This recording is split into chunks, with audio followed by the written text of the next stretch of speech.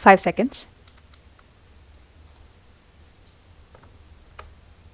If you scan the history of the railways in this country, you will see that it was the presidency towns, Bombay, Madras, and Calcutta, that determined the pattern of our railways as well as of our industrial and economic growth. The British, when they landed in this country, established trading centers called forts. In Madras, it was Fort St. George.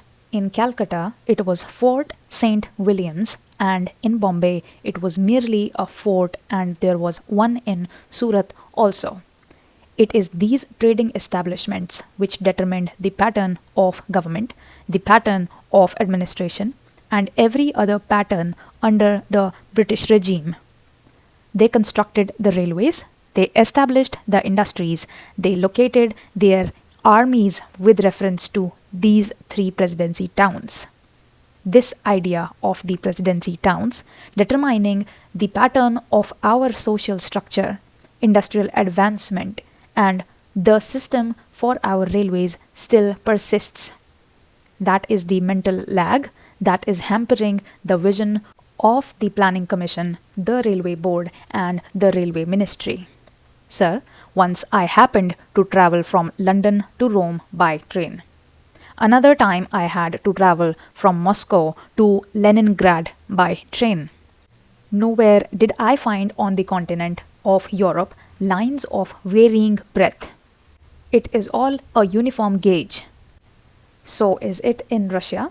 It may be 6 feet there. In America, in every industrially advanced country, you find that the gauge is uniform. This very country which ruled us, namely the United Kingdom, had inside its border a uniform gauge, but they inflicted 3 systems of gauge on India. They thought that that would perpetuate what is called their domination, or in the negative sense that it would impede the industrial and economic growth of India. Secondly, it would make India always the customer and purchaser of lines and locomotives and rolling stock from the United Kingdom. In the old days, I am told it is the government which built the broad gauge line, and it is the private companies that took to this meter gauge and the narrow gauge. Though they may not have had the distinction of private and public sector in view then, it now appears that what the so-called public sector then did has been good, and what the private sector then did has been to our disadvantage. I would appeal to these agencies to introduce a uniform gauge throughout India. In this connection, it will be interesting to note the talk of the Honorable Railway Minister about the schools, primary schools, higher secondary schools, and high schools for the Indian Railways. If you examine the previous speech of the Railway Minister and also the working report of the Railway Board, you will find that the same figure is repeated every year.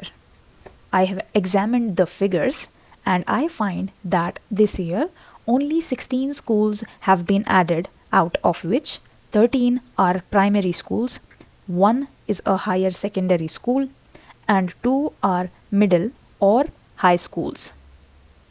Instead of saying that they have been able only to provide 13 primary schools or 1 or 2 more high schools or higher secondary schools, the same figures are repeated in the speech.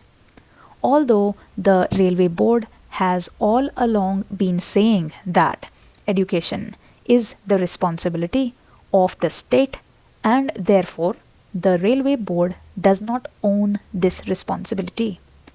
I would like to remind the Railway Minister about the agreement reached between the National Federation of Railwaymen and the Railway Board in the year 1955, according to which the Railway Board undertook to provide primary schools for the education of the children of railway employees.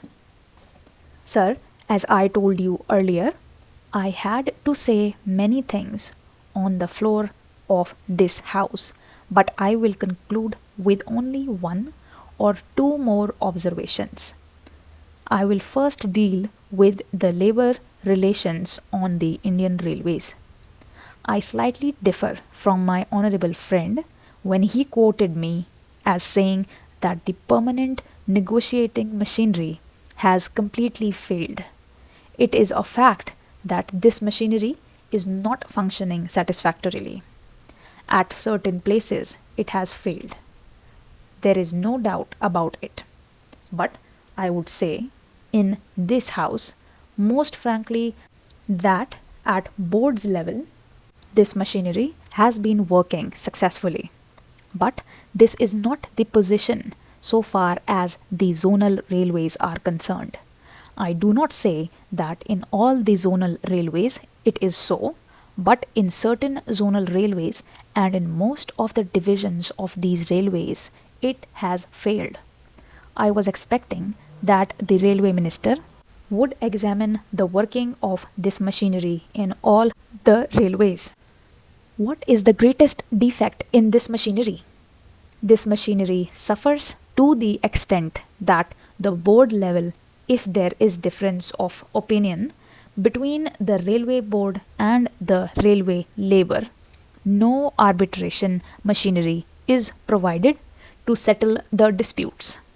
The provision in this machinery is that as and when an occasion arises, an ad hoc tribunal would be set up by the government.